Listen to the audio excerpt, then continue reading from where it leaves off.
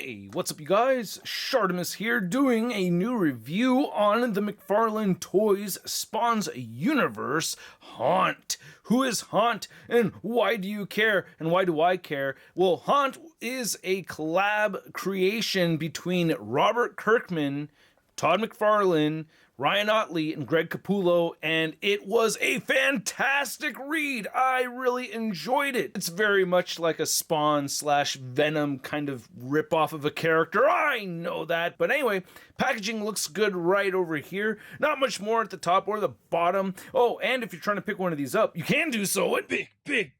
Get your big badass toys at BigBadToyStore.com. Click the link in the description below. And here's Haunt on the rotating base, and this looks pretty awesome. I do like the sculpt, and there are complaints I will discuss also. But first, let's get a closer look at the accessories, and then we'll take a closer look at the figure. So McFarlaneToys is doing it a little bit more consistently now. They're giving us interchangeable hands with the figures. We have these wide open hands, and then we have wide open hands with the necroplasm goop right there. And then we also have these two necroplasm effects right here, which I gotta say, this one I don't like. This is just a really weird piece right over here. I wish they included something else. It does look good, like for the sculpt and everything. I do like that. The paint applications look really good on it too. So I can't really complain about that part of it. It's just kind of too small and just kind of weird getting his heel on here, and I tend to put it sideways when I use it. It's just an awkward piece to use. I'm glad it comes with an accessory. This one is way cooler. See, I wish we got actually two of these instead, or another necroplasm effect thing. But yeah, this looks really good. I like all those little holes and all that stuff sculpted in there, and the gray and white fading in and out of itself looks really good on this piece. So I really like that. And as far as putting this on the figure, it's not that tricky to do. Here's one of the open hands, and I tend to just kind of go around the forearm right here, and it can be a little bit tricky, but it's not really hard. You can just rest it over the top and it'll wrap around and grab like that, and that looks pretty good to me. I do like it. Very nice looking effect piece. So obviously not the most original concepts for a comic book character, but still, man, doesn't Haunt look cool? I really like the design of this character, and I really love how this figure came out. It looks so good, man. I love the different colors that we're seeing right over here with the white and grays. It just looks really neat seeing those colors mix in and out of each other. Very, very neat looking figure overall, man. And you can see nice flesh tone. You get the teeth coming out. Looks like maybe some of this wasn't painted properly right there on the side. I'm trying to look for little details to complain about. Not seeing that there. We have an Absolute Carnage logo right there on the chest. I think they took that from Haunt, because Haunt came out way before that series, unless I'm wrong about that.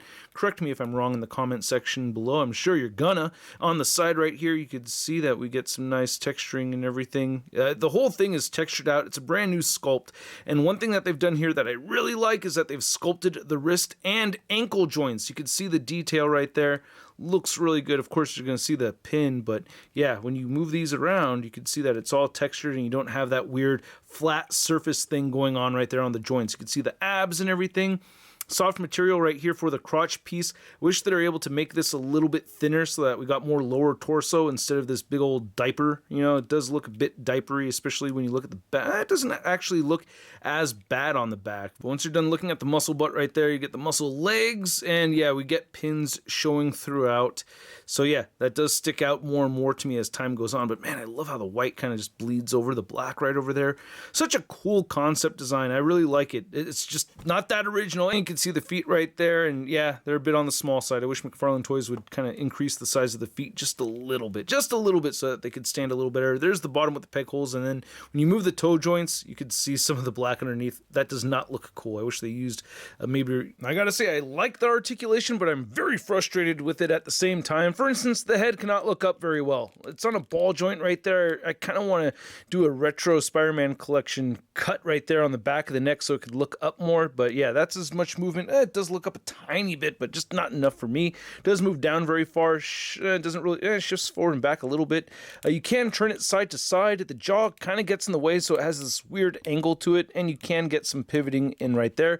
You have the butterfly joints, and it's all well sculpted in there and everything, so I do like that you could hide the joints, and it'll shift forward and back, up and down. Shoulders will move outward that far, move inward that much, and you can fully rotate right there. Bicep swivel. You have the double jointed elbows, then the wrist turn side to side, hinge up and down, or horizontally, depending on how you have it configured. You can turn side to side, pivot right there, and with both joints, it'll only crunch forward that much. I really wish we can get a lot more crunching out of it than that.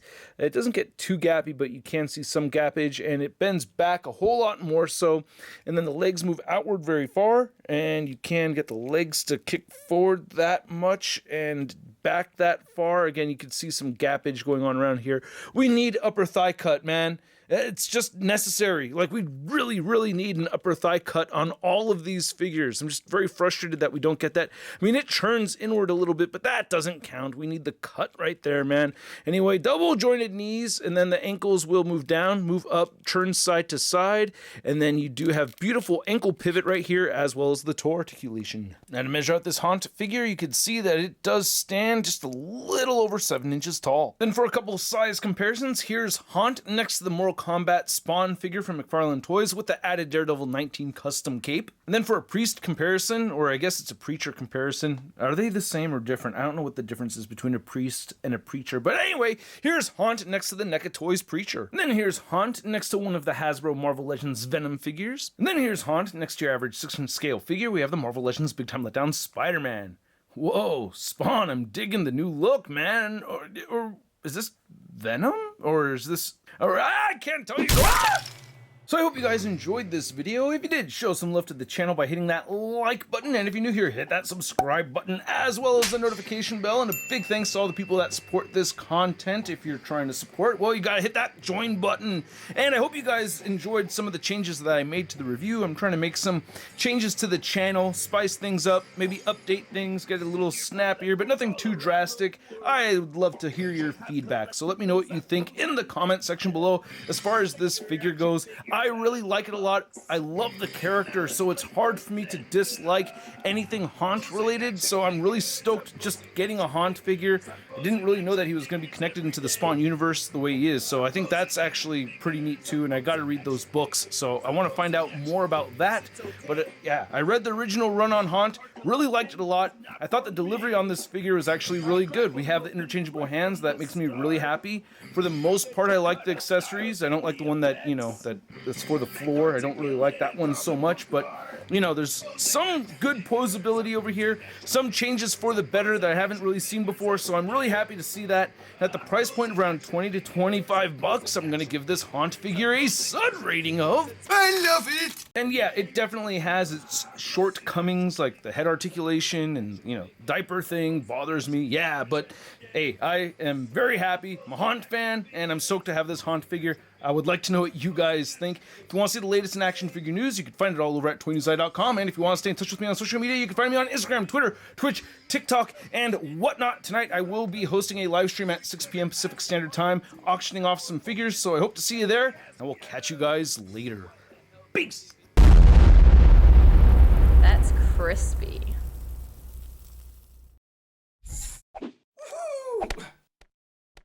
Hey, new ShartimusPrime videos. Hey, you should click one. Yeah, click on one of them. Or subscribe if you haven't.